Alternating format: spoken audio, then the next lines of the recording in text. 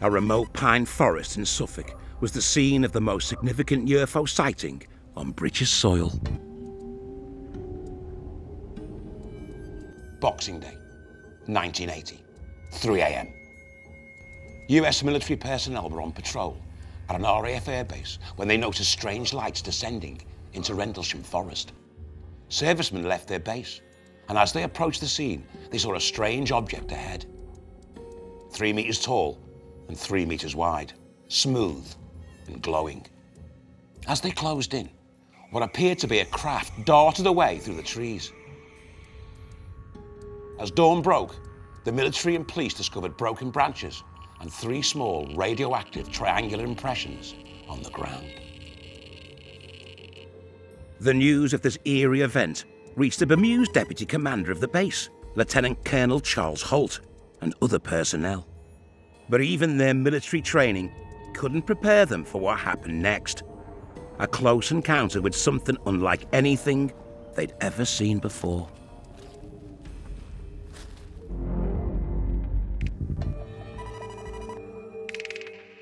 Sarah, something obviously unusual went on. This is the holy grail of UK UFO sightings. More than 4 decades on, it's still not been solved. But why hasn't it been solved? I mean, the military were at the heart of this encounter. Well, as far as I know, it never came back. Oh, no, but it did. It did. This gets weirder and weirder. A couple of days later, they went into the woods again, looking for evidence, scorch marks and broken trees, took an audio recorder with them, to catalogue what they found. But Lieutenant Colonel Charles Holt saw it again. And this is an audio recording of that encounter. Okay, stop.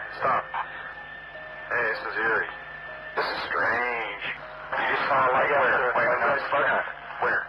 Right in this position here, straight ahead, in between the tree. There it is again. There it is. Hey, I see it too. What is it? There is no doubt about it. There's some type of strange flashing red light ahead. Weird. It's coming this way. It is definitely coming this way. Pieces of it are shooting off. There is no doubt about it. This is weird. To the left. Yeah, definitely moving left. Two guys. Keep the flashlights off. Here's something very, very strange. Strange. Here he comes from the south. He's coming toward us now. Now we're observing what appears to be a beam coming down to the ground. This is unreal.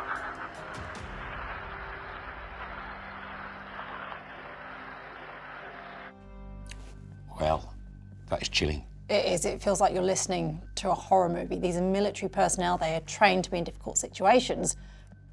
Yeah, I'm genuinely a bit freaked out. And let's face it, these guys work at an Air Force base. They know what aircraft look like. And they're saying that was weird. Not weird, but weird. Not strange, but strange. I mean, they're really emphasising the unusualness of this. There's definitely something out there that is not of this world. We know something strange went on, but there's not enough proof, and that's the problem with this. It's not solved, but it is very compelling. Okay, so 40 years on, how do we add to this? How do we find evidence and proof? We need to speak to experts, and we also need to try and find someone from the military, someone who was there that night and witnessed it firsthand. That's going to be key to solving this. Okay, who do we talk to first? Well, we need to speak to Nick Pope, former MOD investigator, UFO expert, and what he doesn't know about this case isn't worth knowing. We're really excited about this. We've just heard the audio recording of the Rendlesham incident. You're our man in the know. Tell us all you know about the incident and its aftermath. Well, this was December 1980, 2 US military bases on British soil, and Rendlesham Forest lies between them. And these encounters happened over 3 separate nights.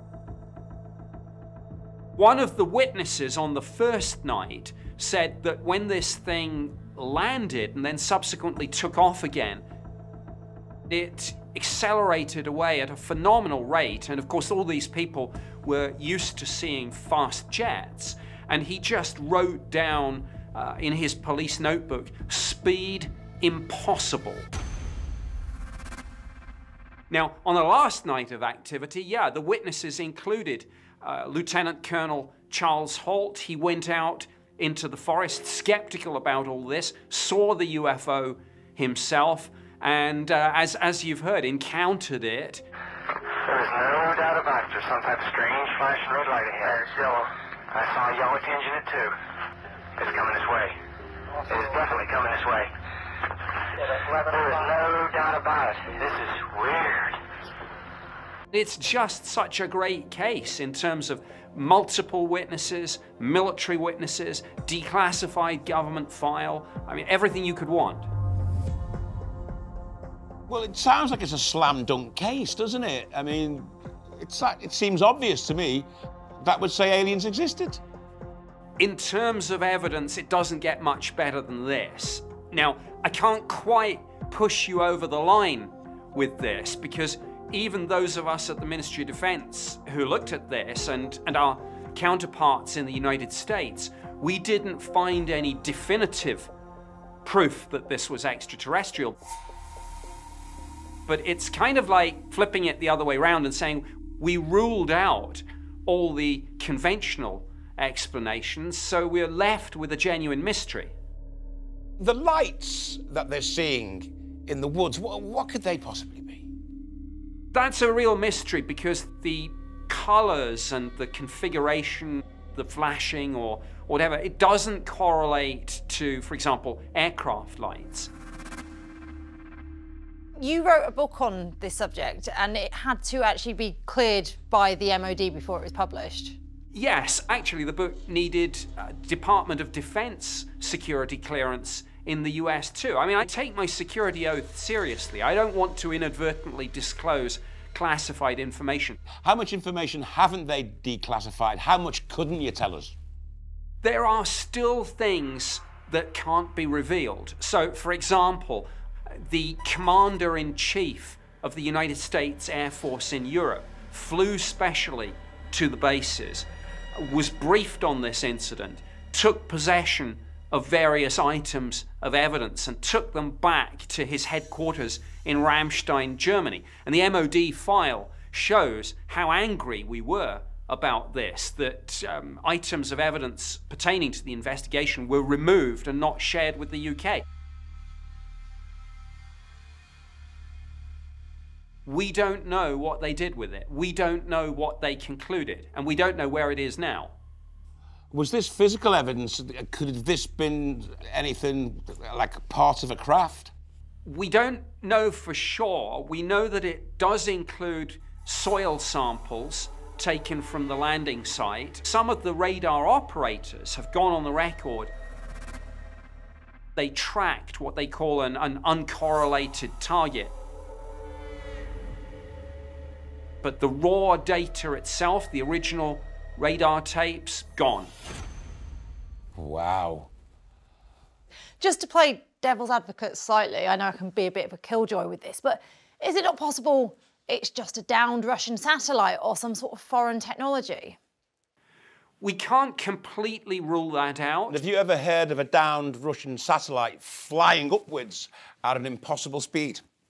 No, I haven't. Do you know more about this than you're able to tell us? It's a difficult question, actually, to answer. I know a little bit more, but I don't want to tease you.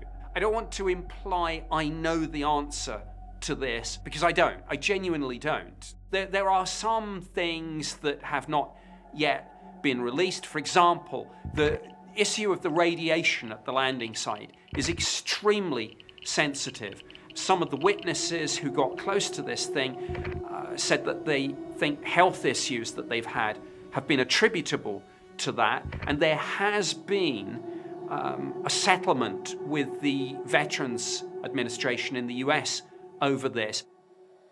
Senators got involved, the US government got involved. Some of the witnesses were asked for their blood samples, DNA samples, looking at whether there were physiological changes. That's about all I can say on that. But if the government are doing things like that, checking if someone's DNA has been altered, something must have happened, something must have been there. Yes, I think so, undeniably.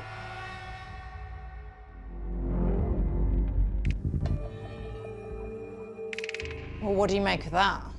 Americans nicked our soil, stole all the physical evidence and flew it off to Germany. It is interesting, though, that someone was investigating this and taking physical evidence. It shows that the MOD, the CIA, whoever else, was taking this seriously. And then later on, they're blood testing people who came into contact with the site. So with all this going on, why isn't this down as case proved? What I find interesting is journalists were covering this story. People tried to solve this at the time, but as yet it remains unsolved. Where do we go next? We've got a lot of potentially credible evidence, but actually I want to rule a lot of stuff out, because if we can rule a lot of stuff out, we're left with the more extraordinary explanation. So I want to speak to a journalist who covered this from the beginning.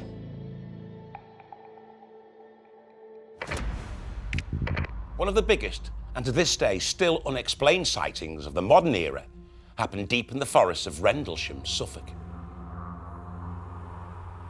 In 1980, US Air Force Base personnel got up close and personal with what they were convinced was an alien craft. There it is again. Watch, straight ahead off my flashlight there. There it is. Hey, I see it too. What is it? We don't know, sir. This case is a standout example of a seemingly undeniable connection between UFOs and the United States military. So look at that thing. It's rotating. Our investigation so far has proven a remarkable encounter really did occur in Rendlesham Forest. It appears to be maybe moving a little bit this way. It's better than it has been. Yellow, it's coming this way. But the question remains, was it of extraterrestrial origin or man-made?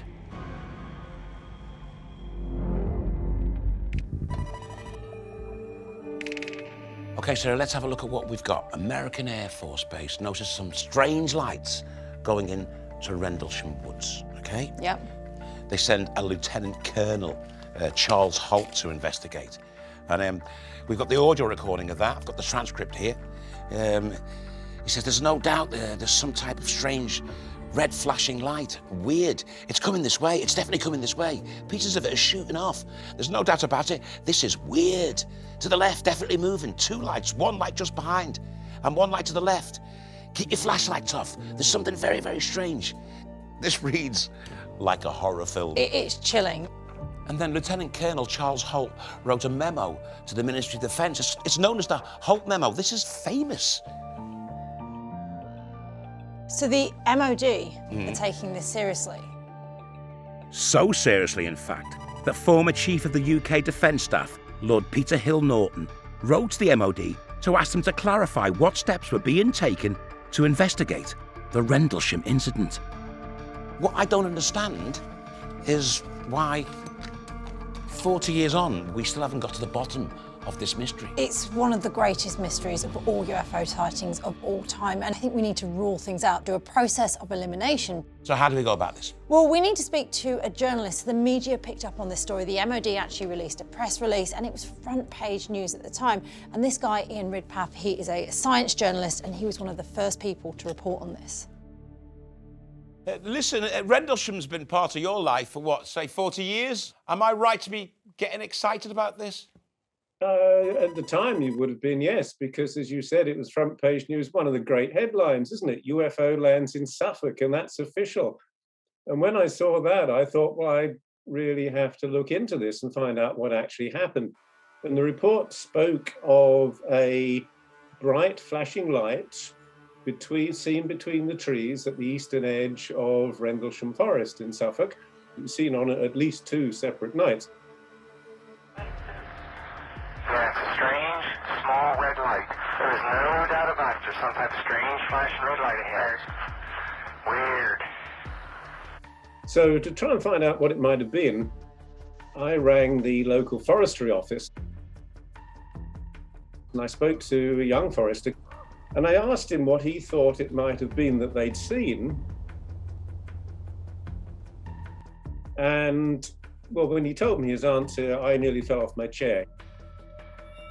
He said, I think it's the lighthouse.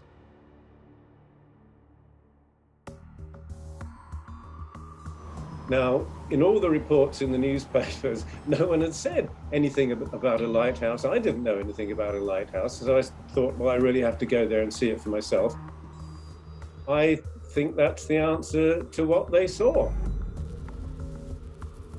Wow. There are other parts of the case as well, which I continued to investigate. why had they gone out into the forest in the first place. They said they thought they'd seen something crashing. I know from experience that bright fireballs can give that impression. That is a natural piece of space junk burning up in the atmosphere. It's 100 miles up. It looks as though it's much, much closer.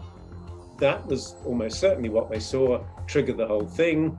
They thought something had crashed in the forest. They went out to look for it. They saw this flashing light between the trees, which they hadn't expected because they'd never been out there before. And they put two and two together and made rather too much of it. Ian, I'm just going to sit down a minute because I think you've just burst my balloon a bit. 2 nights later, they called out their superior officer, Colonel Holt, who went out there with a tape recorder and a small party of men. One of the men pointed out to Holt this flashing light in the distance, and as they went towards it, they were moving between the trees. The light appears to move between the trees. Well, that's the direction of the Orford Ness Lighthouse.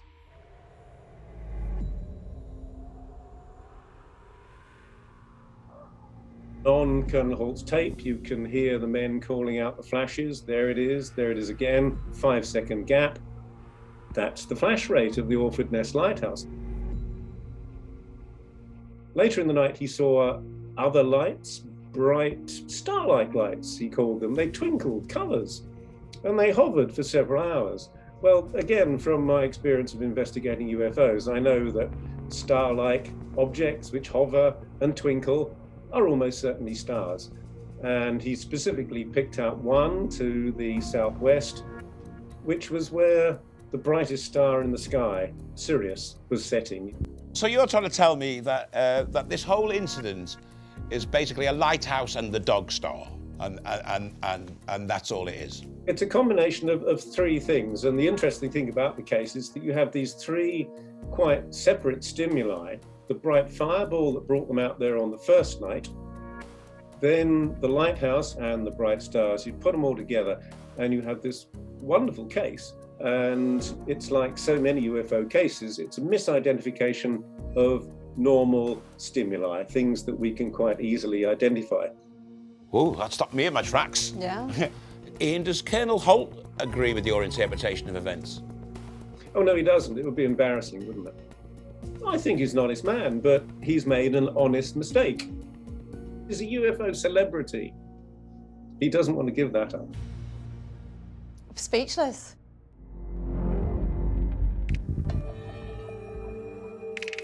Well, that's really burst my bubble, that has. I mean, when I started the show, I said this was going to be a slam dunk.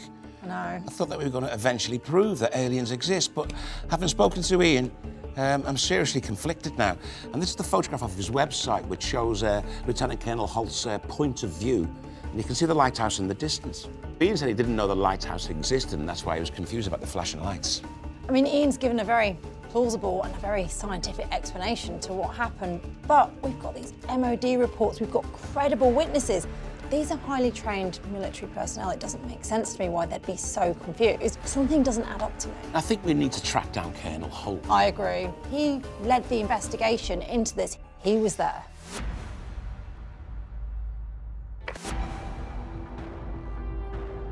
During the last 75 years, there's been a multitude of reports by the military of anomalous flying objects. It's only been in recent years, however, since the Pentagon confirmed in September 2019 that this very footage captured by the US Navy between 2004 and 2015 is authentic, that many are finally coming to light. Oh my gosh, dude. Wow, look at this guy. But why is it that UFOs appear to be persistently attracted to our military? And do they pose a threat to our national security?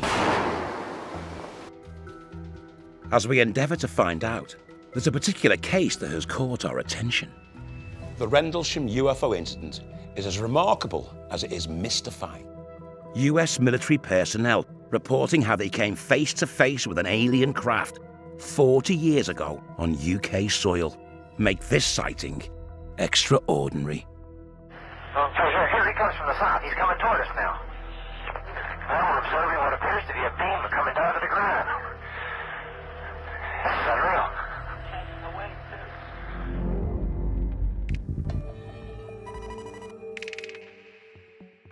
Okay, Sarah, let's look at what we've got. A military base sees some bright lights smashing into Rendlesham woods. They go and investigate, and they see something that they think is out of this world, is very, very strange. What is it? Yeah, it's a strange, small red light. There is no doubt about it. There's some type of strange flashing red light ahead. Weird. And then a journalist investigates, and he says it's a series of unconnected incidents. He says it's a fireball, it's a lighthouse, and it's Sirius, the dog star in the sky. Do you know, one thing that puzzles me is how come so many UFO sightings are by military bases? It's a great question. It all started with Area 51, and we've had numerous sightings by military bases over the years. And I caught up with Nick Pope, our man on the inside, about why this happens. What's the relationship between military bases and UFOs? Because there seems to be a plethora of UFO sightings near military bases. UFOs are undeniably seen very close to military bases. Believers say that's because aliens are studying us. Skeptics say, come on, that just proves it's military tech. So in terms of Nellis Air Force Base, there were some significant sightings there. Yes, I mean, this really is the Area 51 story. I mean, Area 51 is part of the Nellis Air Force Base and the wider proving grounds around it, where all sorts of secret technologies are developed and test flown. But of course, over the years, believers say it goes further than that. People say the US government has recovered alien technology, and Area 51 is where it's been either stored and or back engineered so we can construct our own. This really became a big deal in the 90s, where this became part of popular culture. And in particular, there was a video that emerged, and it showed what some people said was a UFO in terms of an alien spacecraft.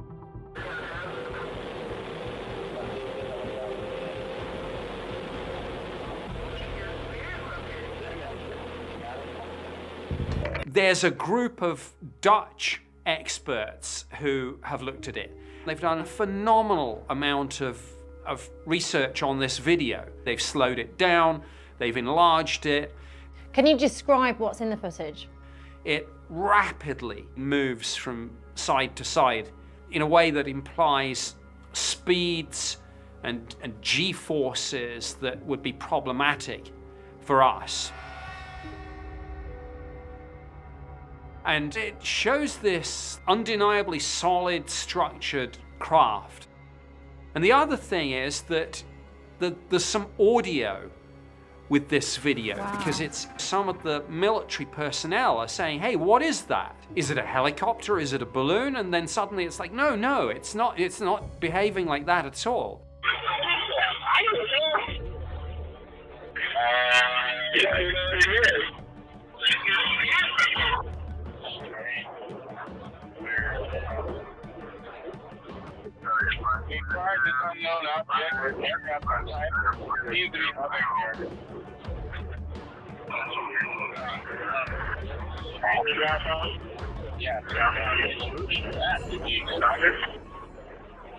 So who are the witnesses on the video?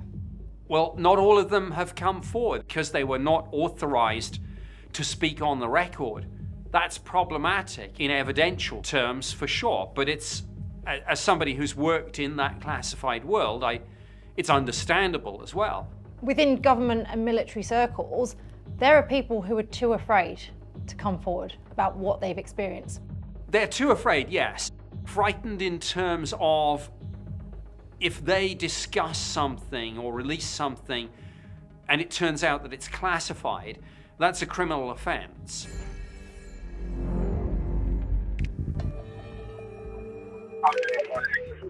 The UFO sighting over the Nevada desert in 1994 has been followed by further, more recent sightings, some reported as recently as this year by members of the public.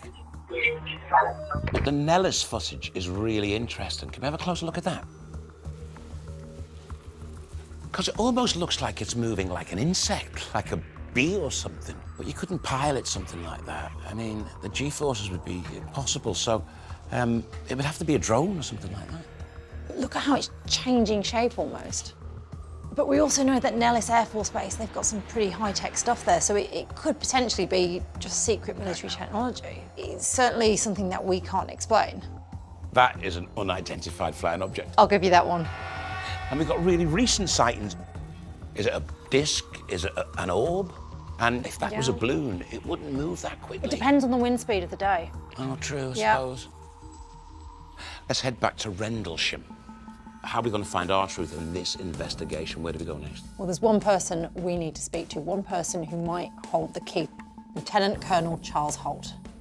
We've read his transcript, we've heard his audio recording. He sounded as though he was really freaked out by the whole thing. Yeah, and this is a man who's trained. He's a military man.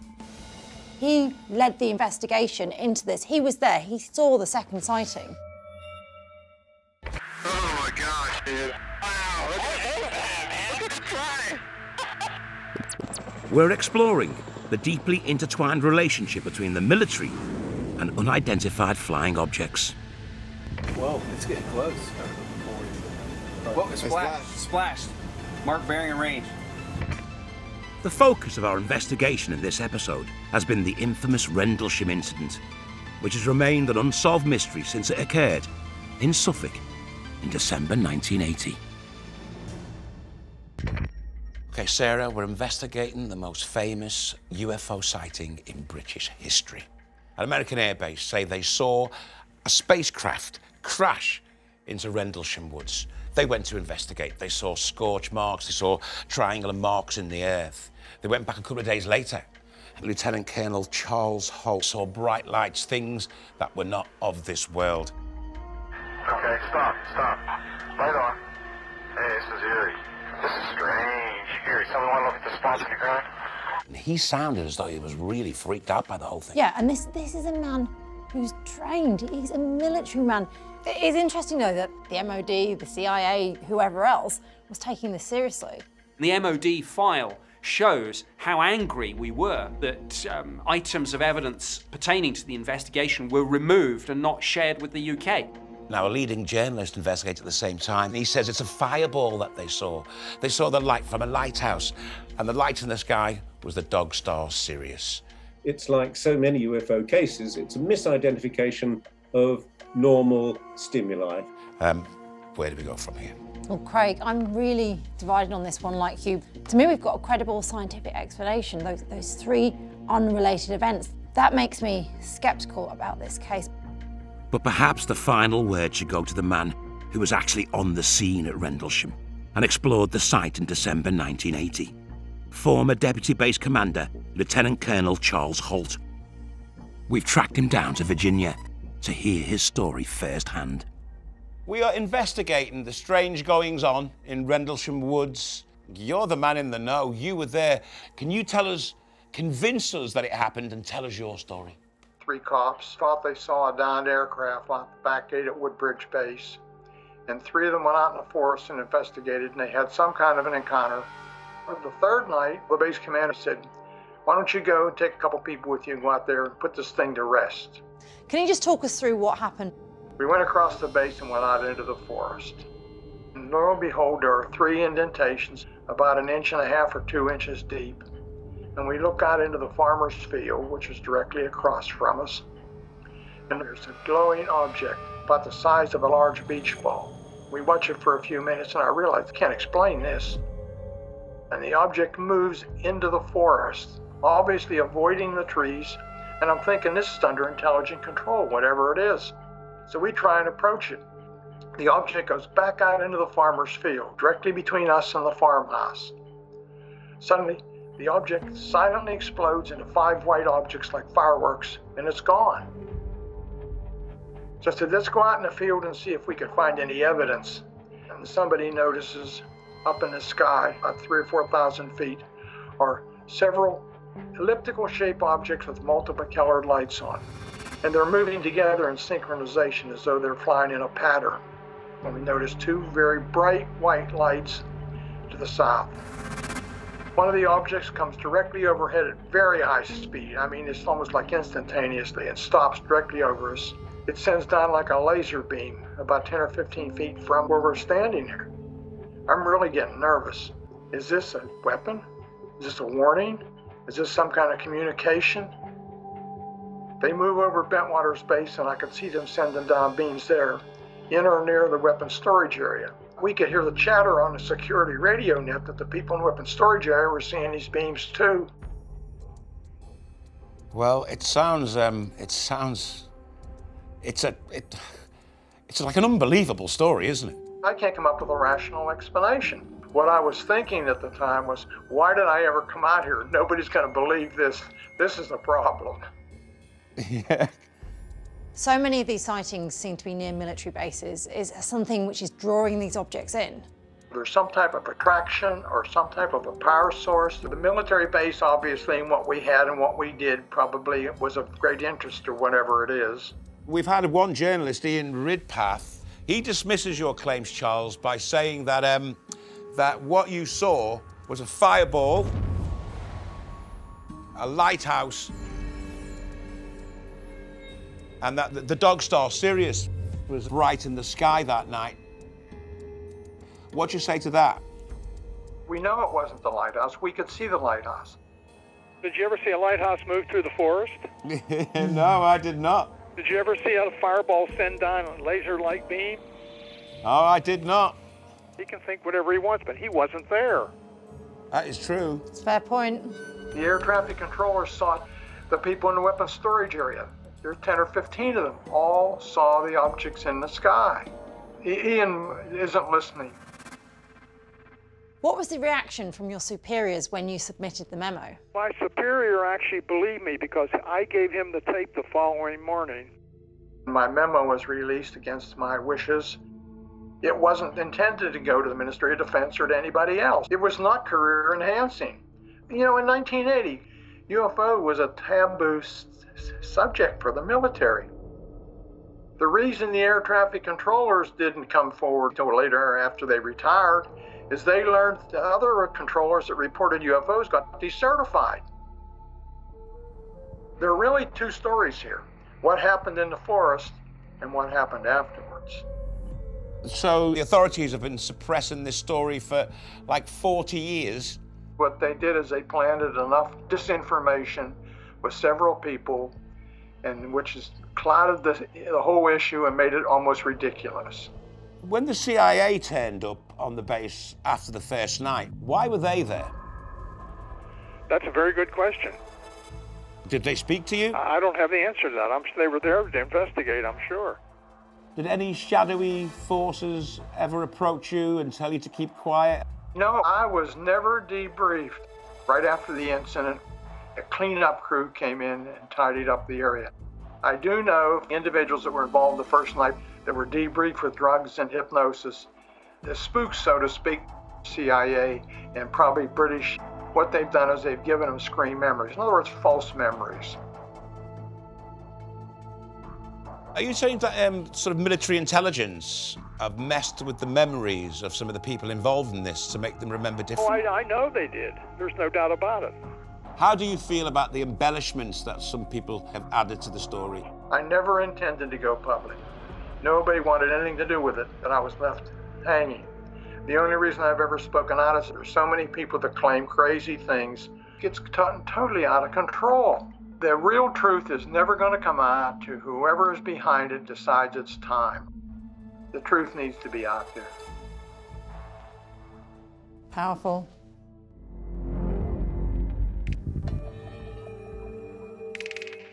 Wow, the aftermath sounds just as intriguing as the event itself. People getting their memories erased, the CIA on the site, a kind of intimidation, dark forces. It's all very odd, isn't it? It is all very odd. I feel like some of this we haven't got a lot of evidence for in terms of people having their memories erased, potentially drugs being used. You can tell from the tone of his voice. He doesn't really want to talk about this. He wants to move on with his life. It's like he's getting dragged into it. He's not coming forward saying, look at me, I'm a professional UFOer. We've sought out key expert and witness accounts. and analysed an abundance of military documents. But will we, from what we've seen and heard, be able to draw a conclusion? Or will this legendary case remain shrouded in mystery?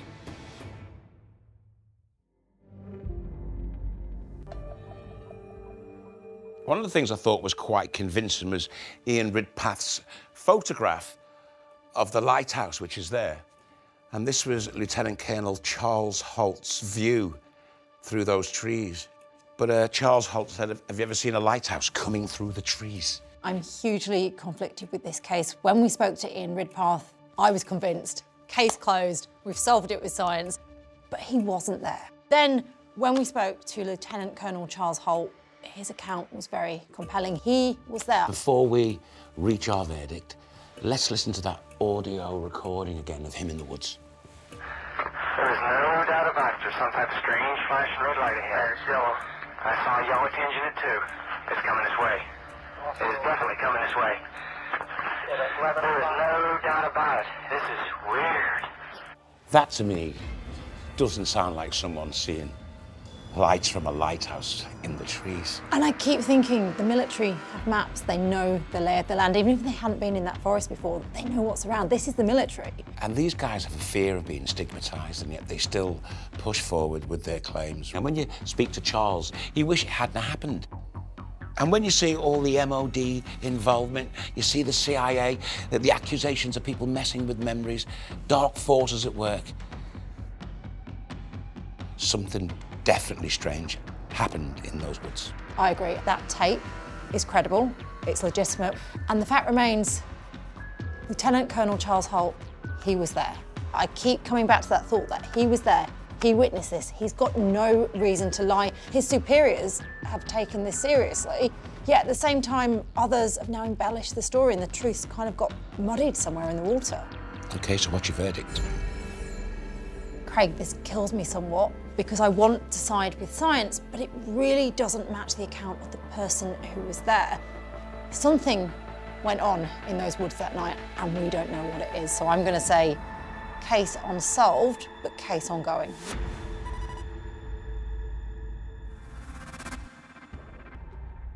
It's no wonder the Rendlesham incident has a special place in the UFO Hall of Fame, confounding sceptics and believers alike. Our due diligence has revealed the admission that key evidence was removed by the authorities, proving this case to be far more complex than it appears on the surface. But the lesson learned from this encounter and others like it is that someone or something is being repeatedly drawn to our military bases and installations, perhaps curious to observe us or interested in our technology and weaponry.